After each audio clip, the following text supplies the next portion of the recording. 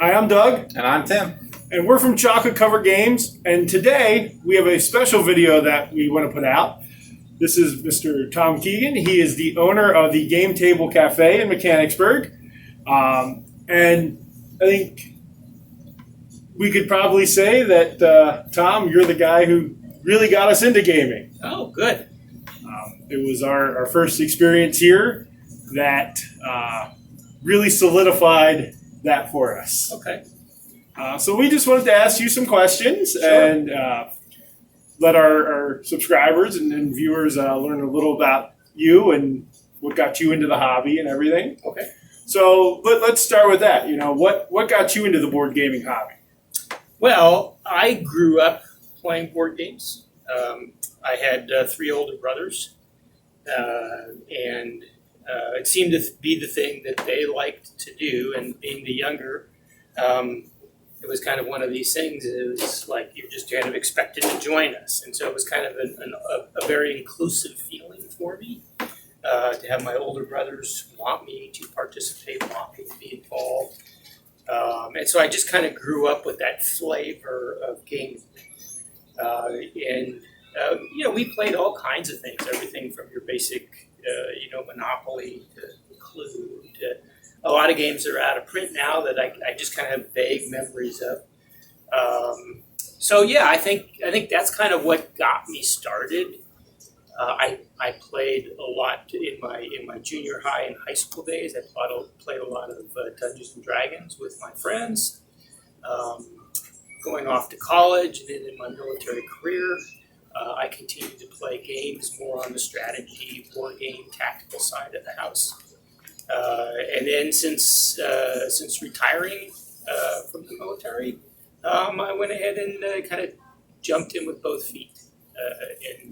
Before we opened up the cafe here, I spent a lot of time at some of the local playing groups that I found on Meetup, places in Carlisle, Harrisburg, York, that I would go down and visit. And so it was a good community here.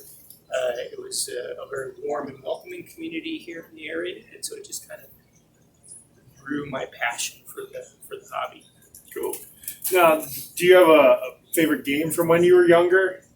Oh, I have a least favorite game. Okay. From when I despise the game Monopoly. I just can remember because my brothers are very passionate about their gaming, and they wanted to play until there was a winner. Yeah. And if you play Monopoly, you know that can go on for a very long time. Mortgaging property, and so I have a lot of. I don't like the game Monopoly. That's the one thing that came out of my youth. We played a lot of Risk. I do like Risk. Some of those older games have a lot of fun memories for me. But I don't play those so much anymore. I play a lot of the more modern era games. I certainly have some favorites in that area. The hobby has evolved so much, even over the last 5 to 10 years versus, 30 years ago when it was Risk, Monopoly, and things like that. Right, yeah. So Tom, take me back 6-7 years ago when you had an idea of opening this. How did you present this to your family? Were they taken off guard? Were they behind you? Or were they like, I don't know, a restaurant that you play games more than you restaurant at? When I had made the decision to leave the military service at 30 years, and I obviously made that decision before I hit 30 years. I was trying to figure out what I was going to do next, and a lot of military officers go on and become contractors or become government civilians, and I wasn't really interested in that path. I was pretty much done, and I wasn't really interested in continuing on, although maybe a bad decision financially, because there's a lot of money to be made in government contracts and government service, but it was not what I wanted to do with my years after service. And so I'd always had this idea of opening my own business. I got a degree from Babson College, a master's degree at Babson College, which is an entrepreneurial school. I went to school with a lot of entrepreneurs, and I kind of got that flavor, that feeling of that there's excitement, there's some risk certainly, but there's a lot of reward in going through that entrepreneurial process. And so I really wanted to give that a try. Okay. But one of the things that I also learned at my time at Babson was that you really have to be passionate.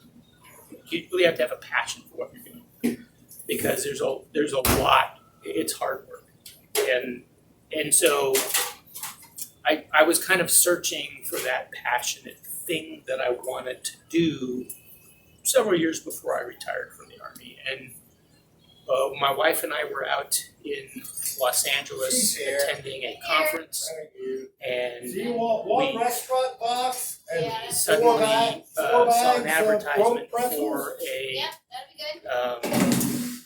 for a place called the Game House Cafe out in Glendale, and so this can be a problem. Okay, so we saw an advertisement for a place out in Glendale, California called the Game House Cafe, and I drove out there to see it, and I instantly fell in love with the concept. I kind of knew instantly that was kind of what I wanted to do. It was a sense of community. It was a vibe and an atmosphere that really lent itself to what I wanted to be spending my time doing after the Army, and that is building relationships. And so that's what we ended up doing. I explained it to my wife. She was on board. She loves to cook, bake, etc. And so it just kind of flowed from there. And there was really no looking back from that point on. Now, I went to college for culinary school, and one of the things we learned was how to open a restaurant. With a board game cafe, I'm assuming there's a good bit that's the same, but what surprised you the most about what you need to get in place to open a board game cafe? Yeah, so probably the most challenging as I was writing up the business plan and I was sharing it with advisors in the industry, both the restaurant industry, the coffee industry, the board game industry. Yes.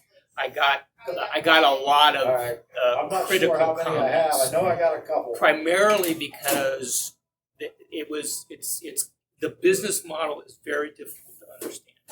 We don't have. It's not all about the restaurant. It's not all about the environment. It's not all about retail gaming sales. And so there was a lot of consternation from business experts that, hey, can you really create a business that does all these different 2 things? ounce. And so it was kind of along the lines of a challenge to me to develop a business plan that would accommodate all those things. I think that the idea of what kind of focused my attention was while I was going through this process of writing out the business plan, I was also teaching business up at Shippensburg University. Business operations was the class, and the whole idea of what are you selling really kind of struck home to me. And so, yeah, if all I'm doing is trying to sell sandwiches, then I'm a Subway. If all I'm doing is trying to sell retail games, yeah, then I'm a retail game store. But what I wanted to sell was an atmosphere, an inviting, friendly place for people to come. And that's kind of what I built my business model on. So I think, to answer your question, that was kind of the biggest aha moment for me as I was trying to process all this negative feedback from business experts. Well, what am I trying to sell? Because you go into business to make money.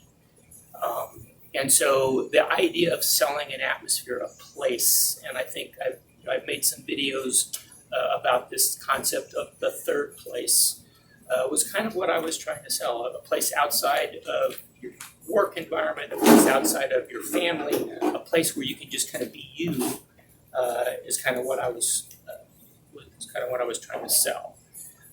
And then to do all the other things at a high quality, to offer a good game selection, to offer high quality food products, to give good customer service. All of those things enabled what I was trying to sell as my business. And you know, from our experience here, you hit it out of the park.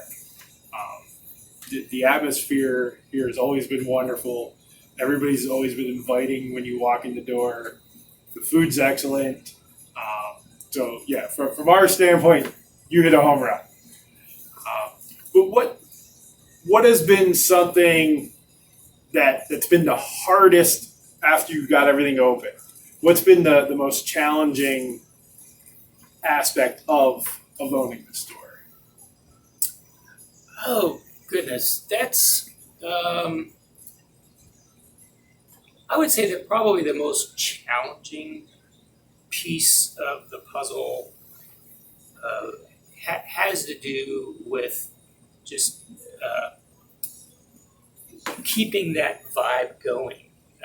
It was the focus of the business model, the business plan that I wrote. And because it is the focus, there's all these little pieces that kind of go into making it work. Staff that's trained, that has the right attitude, that is able to not only run the espresso machine but teach games. Those are things that you just those people. While we were very lucky when we first opened, we did have some of those people just kind of fall into our lap. I found as the years went by and those people rotated out, for other life circumstances, that was a huge challenge to find employees that had all the right tools to make that vibe continue, to keep the food products fresh. Kudos to my wife, to keep the menu fresh, to keep new products coming out, so that people don't get it's the same old type atmosphere, in terms of the food. Curating the game library, all of those little pieces that I had never really anticipated would be so important to keeping that vibe and keeping that atmosphere going. Was a pretty big learning curve for me up front, and then once we kind of had it down, to just keep it going, the more menu items you add, the more difficult it is to train a staff member to make them, and so it's just those things just kind of compound. Yeah. So then on the other end of things, let's look at what has been your most cherished moment of owning the store, or your one of your favorite moments of owning the store. Favorite moments? Oh wow. I guess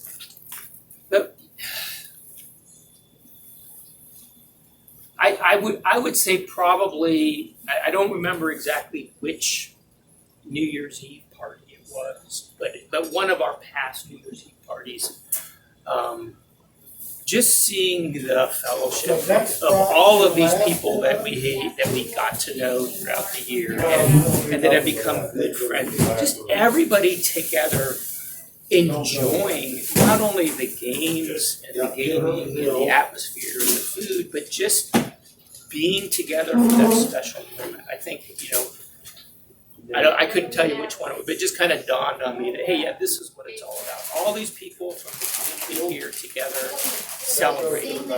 And we were at the first New Year's Eve party that you had, and that was a blast. Just to again be around all those people, and you had the New Year's Eve thing on in the back that we watched at midnight. Right. It was a really cool thing to be around, just all those people that we've gotten to know and be with that group. So yeah, those were cool times. I think most people that are in the hobby of board gaming are in it not just for the game. I mean, we can all sit at a console or Xbox or whatever and play whatever, or even play board games. solo. Maybe find something. But most of the people that I met in the board gaming community are all about the other people around the table and being able to be with other people and to talk, to socialize, and to have all of that going on in the midst of something that we all celebrate as a society, like bringing in the new year. It's just a very special moment. And one thing that I think you guys do amazing at here is bringing people together and creating friendships. And I look at the Dice Masters group that we had here. That was awesome to get together with those people and get to know them. And then we come in other times and play other games together. We really got that group of friends down that even though some have moved away, we still keep in contact with them. Right. Yeah. And that has been something again that you guys have done amazing is help foster those friendships. And it's nowadays I think it's hard to find places like that. True. Where you bring people together. And I know when people are sitting here looking at games, you guys are always trying to, hey, these guys are going to play that game, and you'll enjoy that one, and then you get those friendships, and you really help foster those and bring that along. Yeah. That's what we try to do. Thank you. And like I said, it's hard now to find genuine places that help foster friendships and relationships. And that was kind of our, like I said, we're trying to create a third place. We're trying to create a place where people will come together and enjoy each other. And so if you make that kind of the goal of your business, what you're trying to do, and you put all those other pieces together to support it, I think it works. Hi, you brought up employees a little bit earlier. I would say probably your MVP employee is probably your wife. Absolutely. Easily does a lot of work around here. But when it comes to employees, one of the things they have to do is teach games, which is a unique concept. Do you tell them a list of games that they should focus on as games that they should be able to teach offhand, or do you just let them say, here's our wall, get familiar with some of them? So when we interview people for the job, we bring them in.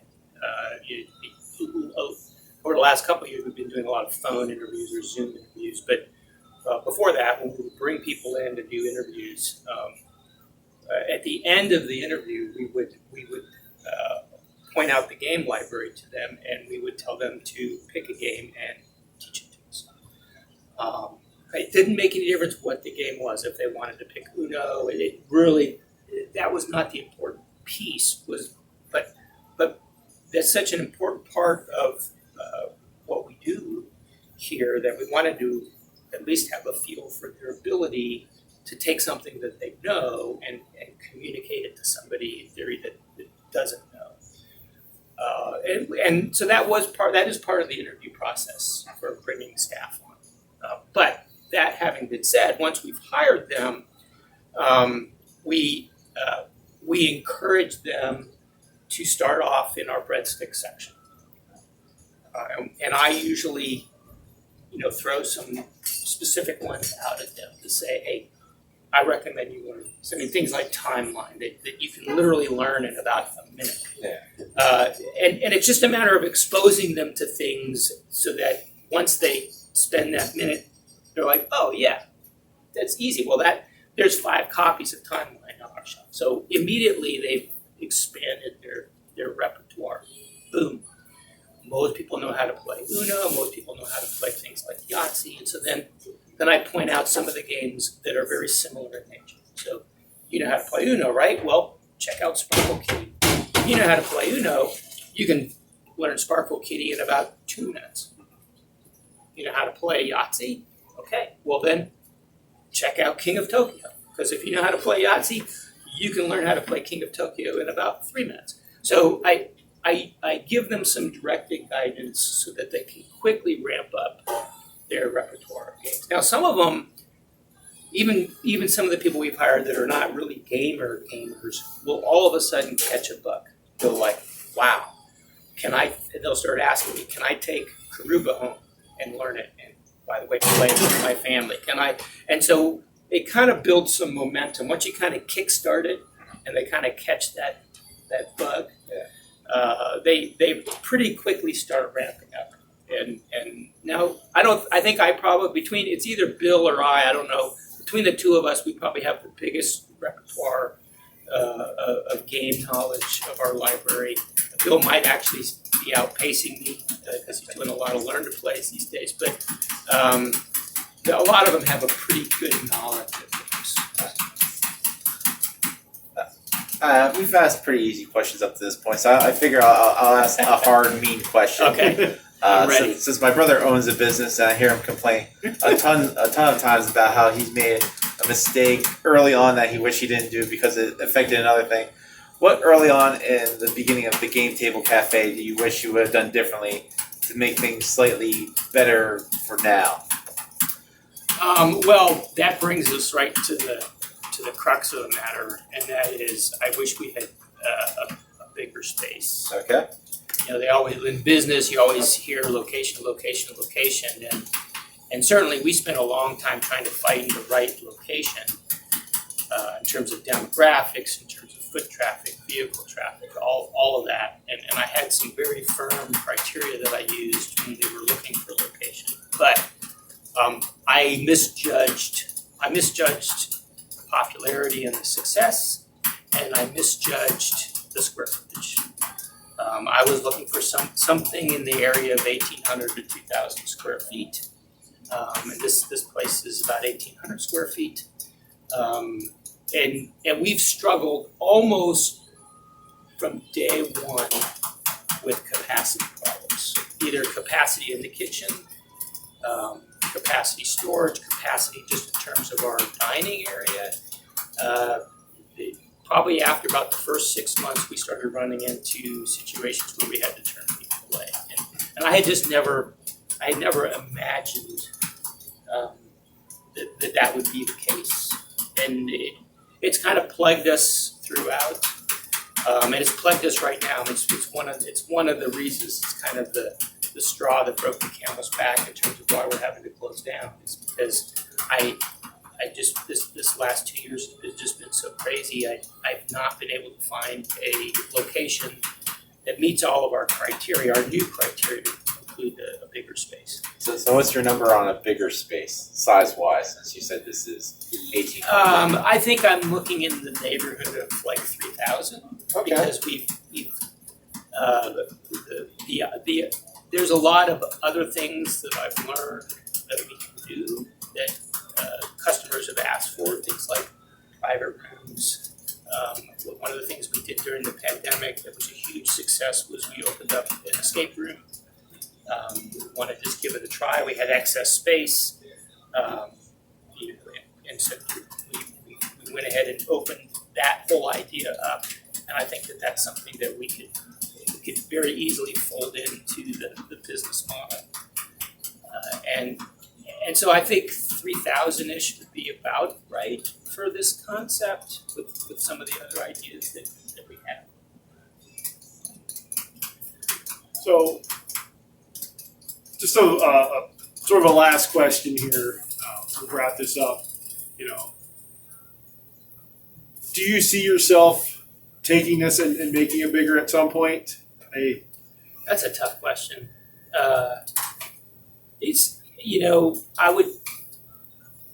I would say I've been in a state of denial about having to close. I mean, I think we kind of knew it earlier than we announced it, but I just couldn't bring myself to face it.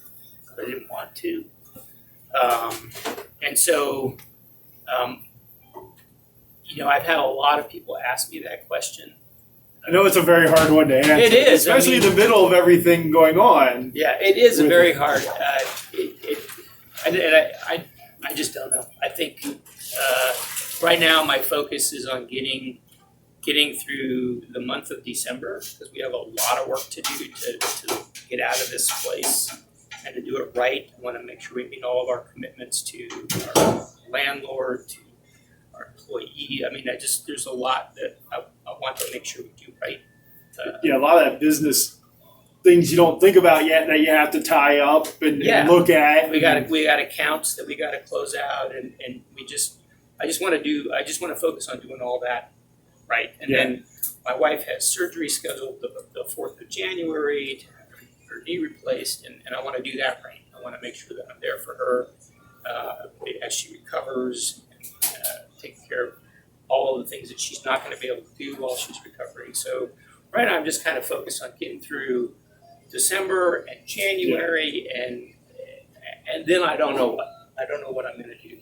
Part of the challenge that led us to this point is I'm the locomotive that drives this train, and the last 2 years have been emotionally and mentally draining for a lot of reasons, and I'm waiting to see if there's a well up of rejuvenation in that area. Yeah, and you know, as a business owner myself, you know, there are those times where you're just like, I'm out of juice. And you do sort of wait to see, you know, all right, am I going to get that fire back? Am I going to, Right. And, you know, it's not that you've lost the fire, you know, because, you know, you've got everything pumping along smoothly here. It's, you know, there's circumstances outside of just you. It's, you know, space constraints, like you said. It's employees. I Yeah. mean, we really should have, you know, 3 or 4 more employees that we're able to get. It's just, and a lot of that all of that feeds into the emotional and mental drainage that goes on, because you're having to put extra effort into things that you normally would not be wanting to pay attention to, because you want to plan for the future of the business. You want to plan the next 5 years, not the next 5 days. Yeah. And when you keep getting pulled back into worrying about the next 5 days, you still got the weight of the next 5 years hanging over your head, and so it's become a challenge. And COVID-19 certainly has caused a lot of business owners to focus on the next 5 days rather than the next 5 years. And so I think I'm sure I'm not the only business owner that's struggling with all of that. Yeah. No, I thank you for sitting down with us today and answering some questions. And like I said, over the past couple of years, this has been an amazing place to come to. Has fostered my love of gaming even more. And why we have our channel. Yeah, right. Because of you know, just the love you help foster in gaming and the community. And we're keeping our social media stuff active. We're keeping our website active. Laura and I have talked about doing some pop-up activities. I don't quite know what that feels like just yet, but we're not signing off, and you won't see us anymore. Stay tuned in to our Facebook page, and as we kind of get recovered over the next couple of months. We do plan to do some more events. We might do another diecast event. Probably, it's obviously not going to be here, but diecast racing is something I really enjoyed doing. Nothing to do with board gaming, so to speak, but a heck of a lot game of adjacent. Fun. Yeah, a heck of a lot of fun. I've had a lot of people, ask me, hey, are you going to do another one?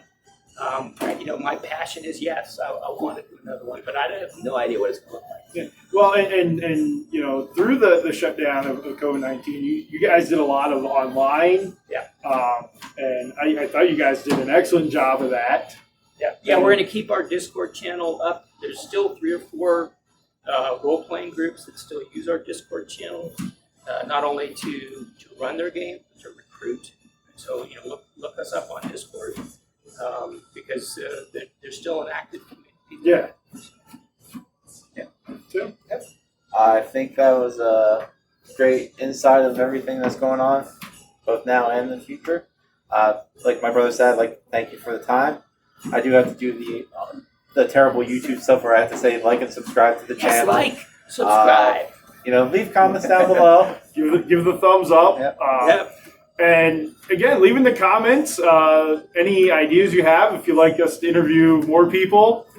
We don't know a whole lot of people in the industry. We do know some, but we'll give it a shot. Keep a watch out for all the videos that come up. If you hit the bell, that'll let you know. Check out all the stuff for the game table. Still going to have an online present. I'll probably put a lot of the information in the description below where they can find all that stuff. And with that, thank you for watching. Stay sweet.